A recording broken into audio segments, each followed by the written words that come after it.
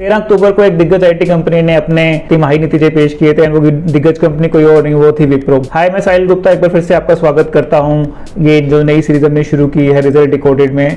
Last time हमने बात की थी टीसीएस की तिमाही रिजल्ट की, आज हम बात कर रहे हैं विप्रो की तिमाही रिजल्ट की। सबसे पहले समझ लेते हैं कि विप्रो के जो नंबर्स आए हैं वो कैसे हैं। विप्रो के जो नंबर्स आए हैं जस्ट बिलो एक्सपेक्टेशंस हैं, जो पूरा बाजार जो उम्मीद कर रहा था उससे थोड़े से हल्के नंबर आए हैं। उसमें जो रेवेन्यू में थोड़ी बढ़त हुई है, बट उनके जो आय में बढ़ोतरी हुई है, बट जो मार्जिन हैं, जो नेट प्रॉफिट मार्जिन बोलो या बीटा मार्जिन बोलो, उसमें थोड़ी कटौती हुई है। एंड अगेन जो एट्रिशन, जो एक बहुत बड़ा आईटी का इशू बना हुआ है, एट्रिशन में भी पिछली तिमाही से थोड़ा एट्रिशन कम आया, बट स्टिल वो एक 23% जो बहुत बड़ा नंबर है आज भी वही है। तो सबसे पहले हम बात करते हैं रेवेन्यू फ्रंट पे। आय फ्रंट, रेवेन्यू जिसको हम हिंदी में आय बोलते हैं, इंग्लिश में रेवेन्यू बोलते हैं। इंडियन करेंसी के हिसाब से जो उसकी आय है इस क्वार्टर की, वो आई है 22,539.7 करोड़ की। ये हम अगर अब तिमाही दर तिमाही की बात करते हैं तो 4.7% ज्यादा आई है तिमाही दर तिमाही।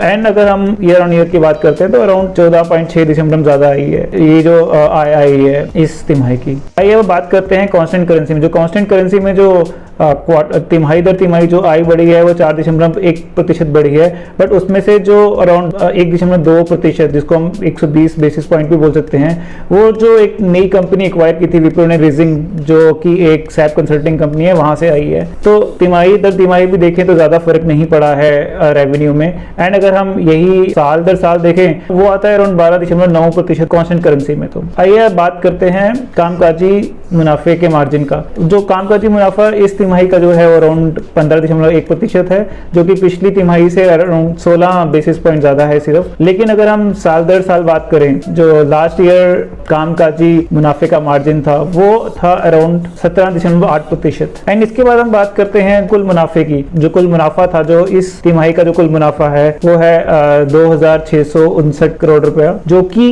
तिमाही दर तिमाही अगर हम बात करें वो अराउंड 3.7% ज्यादा है। बट अगर हम उसको साल दर साल बात करते हैं तो यही सबसे बड़ा इशू है आया इस क्वार्टर के रिजल्ट में, वो 9.27% कम आया है। तो जैसे कि आप देख रहे हैं रेवेन्यू बढ़ा हुआ है, मार्जिन्स घटे हुए हैं, तो कुछ ना कुछ इश्यूज हैं जिससे ये चीजें हुई हैं।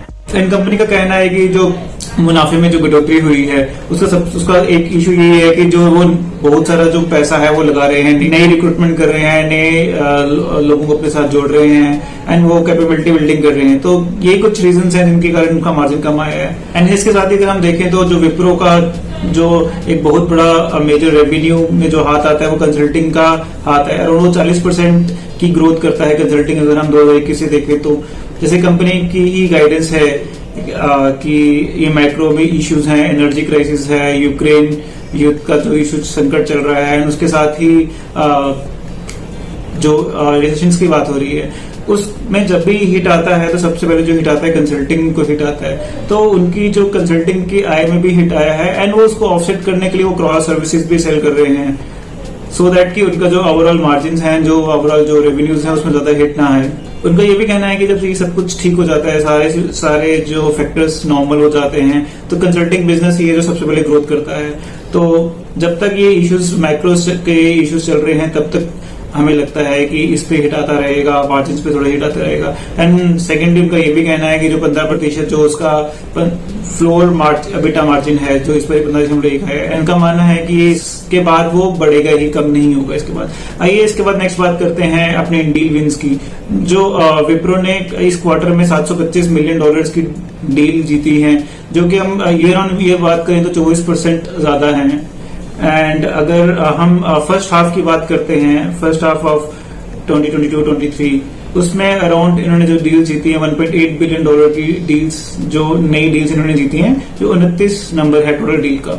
जो ये हम बात करें तो ये जो 29 जो 1.8 बिलियन डॉलर की जो डील्स हैं वो अराउंड 40% ज्यादा हैं अगर हम लास्ट ईयर से कंपेयर करें। तो ये एक अच्छा पॉजिटिव है क्योंकि बस नई डील्स काफी सारी आ रही हैं। एंड उसके बाद हम थोड़ा सेगमेंट वाइज के बाद समझते हैं कि कहाँ से रेवेन्यू इसमें आ रहा है। तो इसका सबसे बड़ा जो रेवेन्यू शेयर है वो आ रहा है BFSI से, जो बैंकिंग फाइनेंशियल इंश्योरेंस है, जिसमें से अराउंड 35.2% का जो इसका रेवेन्यू है वो यहाँ से आता है। और जो इसके जो ईयर ऑन ईयर जो ग्रोथ हुई है अराउंड 9.6% की ग्रोथ हुई है। सबसे बड़ा जो रेवेन्यू का सोर्स है वो BFSI से ही आता है। एंड उसके बाद हम सेकंड बात करें तो वो आता है कंज्यूमर से। कंज्यूमर में 18.8% का जो रेवेन्यू आता है यहाँ से। एंड जो इसमें जो ग्रोथ हुई है 18.3% की ग्रोथ हुई है ईयर ऑन ईयर। तो सबसे बड़ा जो ग्रोथ हुआ है वो कंज्यूमर में ही हुआ है। एंड उसके बाद जो सेकेंड आता है health, then energy, then technology and so on so on. तो जो मेन बेसिक दो हैं वो बैंकिंग और कंज्यूमर ही है इनका।